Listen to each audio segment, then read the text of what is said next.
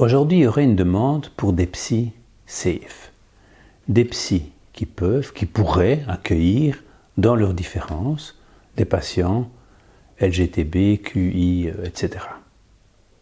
Drôle d'idée.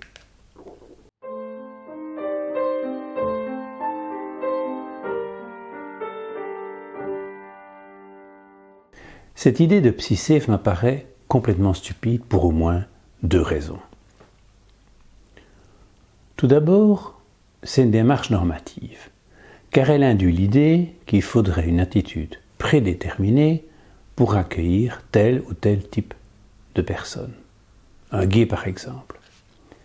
Mais alors dans le fil de cette idée, il faudrait aussi des psys spécifiques pour suivre un catho ou un musulman, pourquoi pas un électeur de Marine Le Pen ou de Mélenchon, un ami des chats, un obsédé des talons hauts, un fanat des huiles essentielles, etc.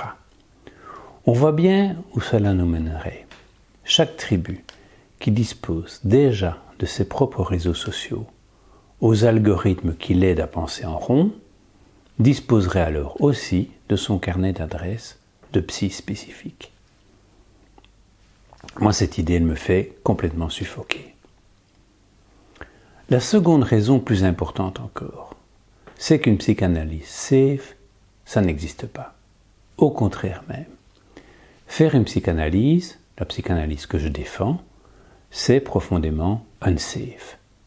Dangereux pour ce qu'on appelle l'ordre social. Faire une psychanalyse, ça fait désordre et parfois ça crée du désordre.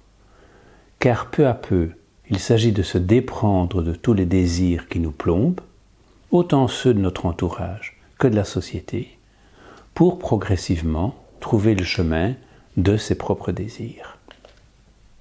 C'est la raison pour laquelle le psychanalyste ne donne jamais de conseils. Il n'a pas de désir par rapport au choix de vie de ses patients. Son seul désir, c'est d'accompagner ceux qui viennent le voir dans une authentique recherche de vérité. La vérité personnelle et unique de ce patient qui est là. Croyez-moi, cette traversée peut s'avérer fameusement subversive et à contre-courant des vents dominants. Quand je pense à ces questions, je reviens souvent à ces souvenirs de mes conversations avec une collègue d'Argentine. Sous la dictature, les psychanalystes parvenaient à poursuivre leur travail lors de rencontres qui semblaient fortuites, sur un banc public par exemple.